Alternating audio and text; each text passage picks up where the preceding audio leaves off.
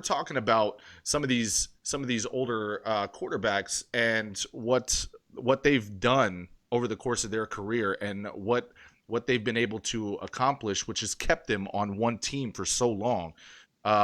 All of them hitting the market at the same time is really, really interesting. Obviously, with the exception of Ben Roethlisberger, because they extended him prior to last season on a contract that I don't think they're very happy about now at this point, especially with his age and then having a season-ending injury. But the interesting thing for me really comes in the form of discussing Tom Brady, right? Like we said, it's the first time in 20 years since he's been in the league that he's going to be a free agent, and a lot of rumors out there. I think there was news maybe about a week ago that the Raiders were reportedly interested in offering Tom Brady a contract, 2 years, $60 million. It's pretty wild to me, Right. especially for a team that doesn't really appear like they're in a win now mode anyway. Well, I mean, I think in the NFL, a good offseason can put any team into a now mode, right? We just saw that with the 49ers, winning 4 games in 2018, and then all of a sudden 2019 compete for a Super Bowl.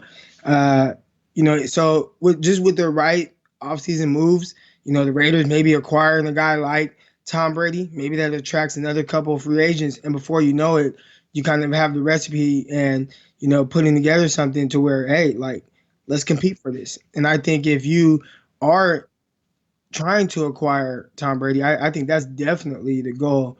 It would have to be. Otherwise, you'd just be wasting Tom Brady's time. So let me ask you a question. Do you think that's a good spot for him to go though? I know he's a California boy, and so it would make a lot of sense for him to be able to come back to the Bay Area, or I guess not really the Bay Area anymore. It'll be Las Vegas. But do you think that would be a destination that he would want to come to? I think there are better fits. I think the first team that comes to mind for me is uh, the Chicago Bears. They Okay. have a great defense, right? They have plenty of a plethora of weapons, whether it's the receivers, running back like Tariq Cohen. They have guys in place, whether it's the backs, the receivers, the defense.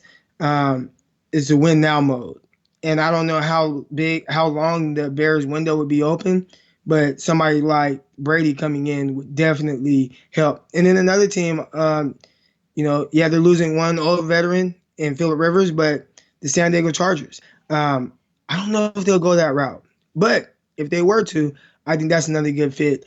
Again, good receivers. You have Keenan Allen. You have a running back in Melvin Gordon, and then there's the other one with Eckler, and obviously they have a really good defense. Especially if the quarterback's not turning the ball over a bunch of times like Phillip Rivers was this year. So that's another spot.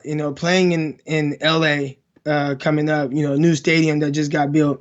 Getting somebody, acquiring someone like Tom Brady, really for people that might be a little on the stingy side with their money, that would just bring you more money, right? That would bring you more revenue, more season ticket, seller buyers, and stuff like that. So I think it'd be a really good investment for them, not just from a business perspective, but also on the field as well. So the Bears, the Chargers, those are two really good spots where I think Tom Brady would make an immediate impact and make a run for possibly a Super Bowl with one of those teams. Yeah, I mean, I couldn't really agree more. I actually put together a top five list of where I think he'll probably land, and then I'll break down into those, at least for me, what I think is going to be optimal situations for him. So number five would be Dallas for me. I think with an elite offensive line, and even though they might not over the last couple of years been playing to the caliber we've expected them to be playing at as a offensive line unit, they're still very, very good. Then you have an elite running game. You have a plethora of weapons on the outside.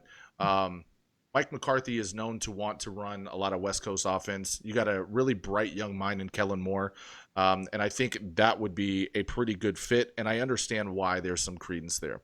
How would Um, that be with a young offensive coordinator in Kellen Moore going into his second year and bringing in a guy like Tom Brady, who, that could probably be a little intimidating for a young, offensive coordinator? yeah, yeah, that's a great question. I think it would be interesting to say the least. I think having Mike McCarthy there, who is a very strong-minded coach, um, helping to develop Kellen Moore's system and him as an overall coach um, would be good. But Tom Brady's a professional. He understands what it takes to win, and he's dealt with numerous coaches over the course of his career, and he understands what it's like to have a young, bright offensive coordinator because he had one in Josh McDaniels, right?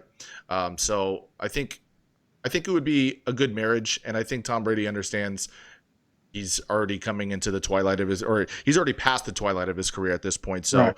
he would need to make it work in order to, be able to win a championship there. Not my ideal destination as a Cowboy fan, but as just a football fan, I don't think it would be the most lucrative spot for him to go to. But I could definitely see how it would work out. Number 4, I have Miami. Um, Mm.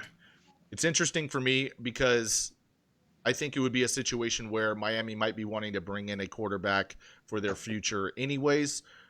Being able to let him develop behind Tom Brady for 1 to 2 years, I think would be really interesting. The dynamic there for Tom would be obviously who doesn't want to play in Miami in terms of weather, and that's a potential retirement destination. But you also get to play New England twice a year, and you get to kind of silence some of the fan critics or the media critics debating who deserves more credit, Brady or Belichick, right? Well, now Brady and Belichick will get an opportunity to square off twice a year and be able to prove who deserves a little bit more credit, right? I don't think that argument's too fair, considering Brady's so far into the end of his career right now that we wouldn't get to see prime Brady versus prime Belichick, but I think it'd be Right. interesting there.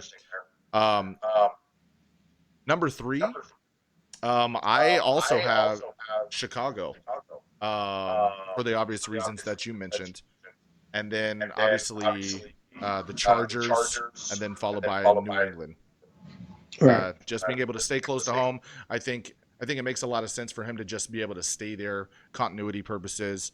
Him and Belichick being able to ride it out for 1 or 2 more years and see if they can grab another one just to build on their legacy. So those are those are the places I think would probably make the most sense. I don't know. How do you feel about that list?